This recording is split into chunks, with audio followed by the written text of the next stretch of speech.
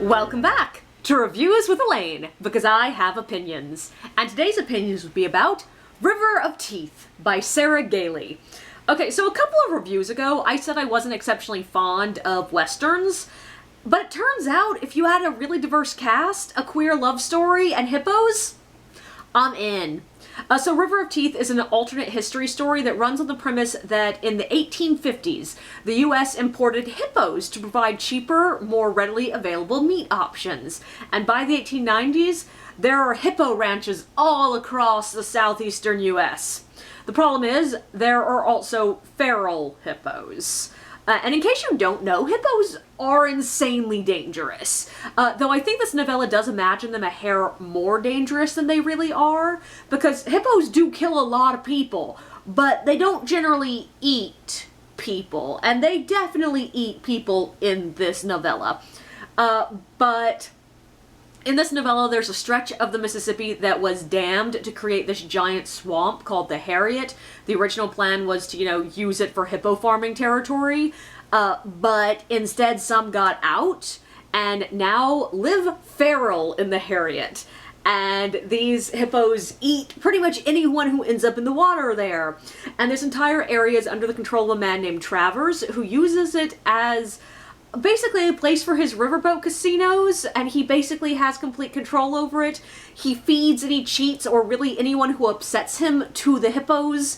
And that's when we meet our lead, Winslow Houndstooth, this suave British ex-hippo rancher who is hired by the US government to run all these feral hippos out of the Harriet down to the coast. Though, don't ask what's going to happen when they get to the coast, that's not important. But working with him will be Cal, a gambler, a cheat, and the fastest straw in the swamp; Archie, a very large French con woman; Adelia, a heavily pregnant Latina assassin; and Hero, a non-binary detonation expert; and of course, their hippo mounts. And I loved it. It's playful but violent, it's quick to read, and drew me in immediately. It feels like a movie in all the best ways. It plays with a lot of really cliche concepts, really cliche tropes, but with just enough inversion and wildly creative twists that it felt spectacularly familiar as well as beautifully unfamiliar at the same time. It was a book I laughed out loud at, but also that had moments that I was legitimately feeling heartbroken for some of these characters. Now, I will say, I would have preferred just a hair more book in this book. It's a novella and it's pretty short. And yes, I almost always say that with novellas. Like, I just like more book in my books. I like chunky beast rather than, slender little books. But because of the relatively short page count, I felt like some of the relationship developments in this one just had to be a hair rushed. There's this one scene that really builds the relationship between specifically Houndstooth and Hero, and it's great. It's both touching and hilarious at the same time, because it's filled with these real emotions, but there is something just innately funny and ridiculous about these people talking about hippo farming. But the thing is, we skip over almost all of the build-up to that emotional sharing moment. We are just told that they are conversating, and that Houndstooth is a bit drunk, and then he's dropping the story of the biggest tragedy of his life. And that's the sort of thing that honestly feels very authentic in many ways. There are those people that when you meet them, you're just immediately drawn to tell them everything about you. You are so comfortable around them that you will tell them your deepest, darkest secrets, just in the middle of a normal conversation. But I feel like it would have worked better in this story to see even just a couple more lines of what they were talking about before we get to this big emotional moment. Just a bit more of the transition from small talk into big talk would have made it a lot more, make it feel more authentic. But even though it felt literally just a hair rushed, I absolutely loved the relationship between Hero and Houndstooth.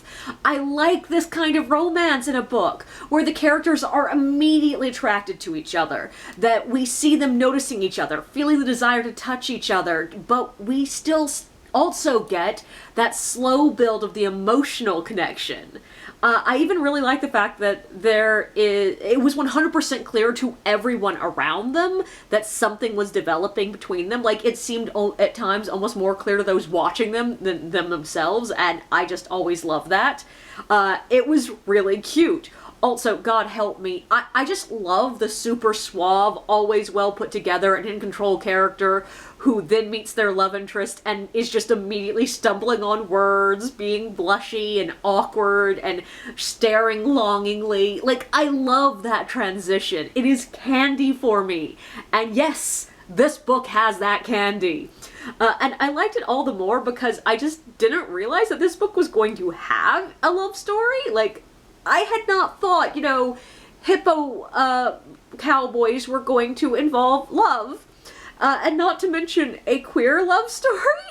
Like, it was a wonderful little surprise. But the other thing that honestly did feel a little bit rushed was some of the death moments. There were a couple of named characters who, on page, have pretty horrific deaths. Both of which, we're supposed to have some pretty serious emotions tied to these moments, and we do definitely get brief moments to dwell in that. There are quiet, like, one paragraph long scenes where we see our characters having emotions, and then we just move on, and it feels way too quick. And I'm fine with books where there's so much going on that the characters don't have time to mourn or feel angry or have any big feelings, but those books often usually you see the characters having, pent-up reactions. There are moments that the emotions pull through and they have responses. And we don't really get to see a lot of that in this book. And, like, honestly, there is time in the book, like, for the characters there was time for big emotions. It's just the readers don't see that time. It's all skipped over. Like, both of the big scenes that, like, should have had big emotional impacts for the characters, the death happens, the characters have a little bit of discussion that is really more about what happens next than about the emotions, and we just see the emotions peeking through, and then we get a time skip for the rest of the night. And it's like that, like, I don't really need to see, like, a minute by minute what they are thinking throughout the night to see all their big emotions. But I would have liked, like, one paragraph with each character just to see their emotional reaction and see them thinking through what's going on. Or to have those moments continue cropping up throughout the rest of the book where they're thinking about this stuff. And one of the deaths in particular makes the characters come across as a little bit callous. Because we don't get the full exploration of their emotional reaction, it feels like they're not having emotions at all about something that should be very emotional.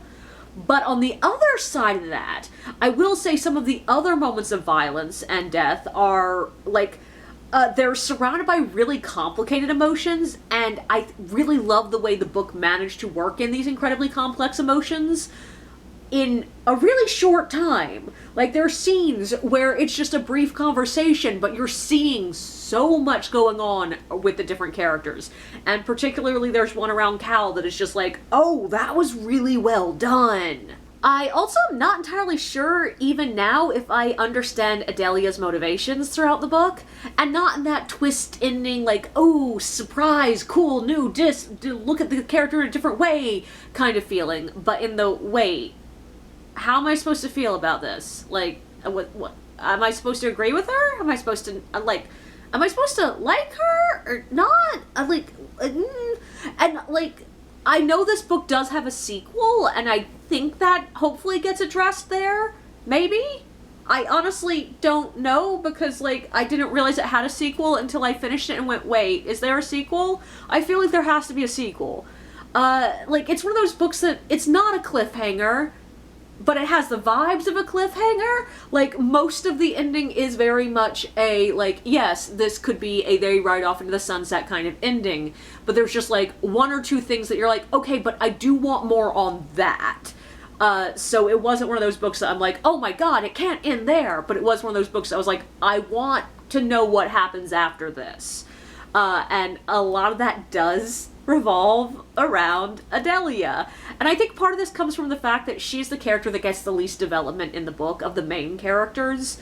Basically, all we get from her is that she's pregnant, scary assassin lady, she's wanted, She sprinkles Spanish into her conversations. And that's pretty much it. In fact, I think she was the only main character that did not get at least one section from her POV. The novella in general is in third person, limited, shifting between all the main characters, except Adelia. And usually it's shifting each chapter, but sometimes it's shifting gently within the chapters. And I really like the way it's done. It really helps with that feeling that this is a bit more of a movie than a book. Like, it feels like you're in that big crowd scene and you're focusing on different faces at different times. And it really works. And I did not, until I was writing this review, realize that Adelia never got that POV section. And I think that is important to the overall story. But also there's Gran Carter. He's a U.S. Marshal who is in pursuit of Adelia, and he's used in the introduction scene with Cal, because every character gets their own introduction scene, and then he reappears near the end, sort of just to sow chaos. But honestly, everything he did, I feel like could have been done by other characters without it impacting the book. He seems to have a relationship with Archie, but we don't have enough page space to really figure out what that relationship is. He sort of just doesn't feel necessary. Like, they could have just dropped off the injured party member before they went off to the gate, and the escape could have happened just as easily from our main characters as it could have from the U.S. Marshal. And I'm trying really hard not to drop spoilers here, but I'm basically talking about the ending. Just trust me here that he feels like a shotgun that was hung on the wall in the first act, and then was never used in Act 3. He's just looming there, and you're like, okay, what's he gonna do? And it's not really anything. And he's just not utilized enough for the amount of words he takes up in this. And like, it's not a lot of words. It's not like he has a huge section of the book. But when a book is as small as this one, even a few pages spent on a character that doesn't do much stands out. And two more things I really want to discuss. First, the hippos! Besides just being fabulous, cool, interesting, hilarious in many ways, the ones that belong to our main characters have a huge amount of personality. In some moments, it's almost too much personality, and it's certainly too much personality for reality. Like, they're definitely being personified. It feels a little bit like the horses in Disney movies, and like, for me, I feel like that's perfect for this story. It makes things more fun, and considering these are hippos who could kill someone with a single bite, and the book is full of hippos doing just that, I think it was a good choice to make them so personable, to make them characters, to make us care about them the same way we cared about, you know, Winslow and Hero and Adelia and all the other characters. The hippos are serious characters as well. Though, also warning here, if you're someone who is sensitive to this sort of thing, one of the main hippo characters does kill a dog. Not on page, no detail here, but yes, there is dog death in this book, and it is by a sort of named character. So if you are someone who cannot tolerate that, maybe not this book for you. And one more thing before I move on to the official last topic. I want to take a sidetrack to talk about the violence in this book.